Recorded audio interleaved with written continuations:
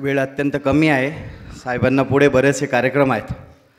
जमलेल्या सर्व गावातील या आदरणीय ग्रामस्थ, मंचावर उपस्थित असलेले सर्व मान्यवर आणि या महायुतीचे अधिकृत उमेदवार माननीय नामदार दादाजी भुसे साहेब हे आज आपल्या गाव भेटीसाठी आलेले आहेत। जरी 20 तारखेला मतदान असेल, परंतु दादासाहेबांचे खेडोपाडी किती दौरे असतात, तुमची किती काळजी असते हे तुम्हाला सगळ्यांना माहिती आहे।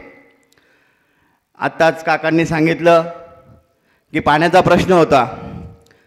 गेल्या 45 वर्षापासून हा प्रश्न रखडलेला होता, परंतु 2.5 वर्षापासून जे माननीय नामदार एकनाथजी शिंदे साहेबांचे जेव्हा सरकार आलं, या महायुतीच्या सरकारामध्ये जे धडाडीचे निर्णय व्हायला लागले, मग त्याच्यामध्ये लाडकी बहीण असेल, विविध कामांच्या योजना असतील, या सर्व योजना तुम्हाला सांगितल्या गेलेल्या आहेत।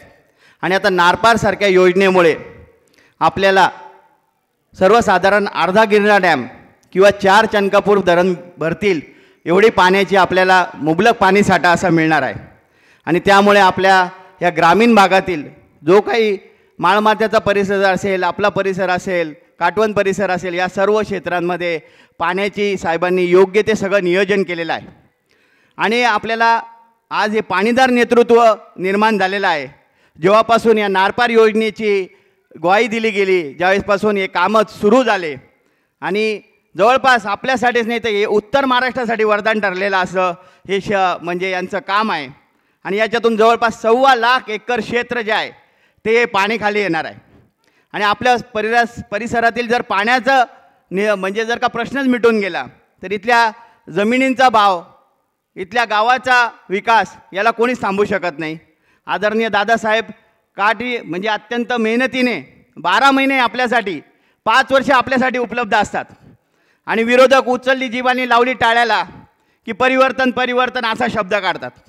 मला सांगा, तुमच्या गावातील एखादा घरातला तुमचा कुटुंब सदस्य जर तो त्याची जबाबदारी नैतिकतेने, इमानदारीने, कष्टपूर्वक रात्रंदिवस एक करून पार पाडत असेल आणि तो जर वयाने 20 वर्षाचा मोठा झाला म्हणून त्याला तुम्ही बदलाल का?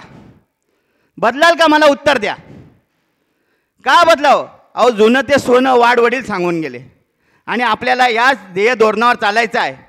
विरोधकांकडे मुद्दे नाही आहेत, विकास केलेला आहे, परंतु झोपेत त्यांना एकच वाटतं की कसं बुवा या सगळ्या गोष्टींचा जो 500 कोटीच्या योजना, 1000 कोटीच्या योजना आहेत, त्यांना स्वप्न पडायला लागली आणि त्यांनी हा निर्णय घेतला। 2-3 वर्ष अगोदर त्यांना काहीच वाईट वाटत नव्हतं। मी एवढंच सांगेल, येत्या 20 तारखेला आपण धनुष्यबाणाच्या या महायुतीच्या उमेदवाराला प्रचंड मतांनी विजयी करा आणि आपला हा विकासाचा जो गाडा आहे त्याला पुढे वाढवा।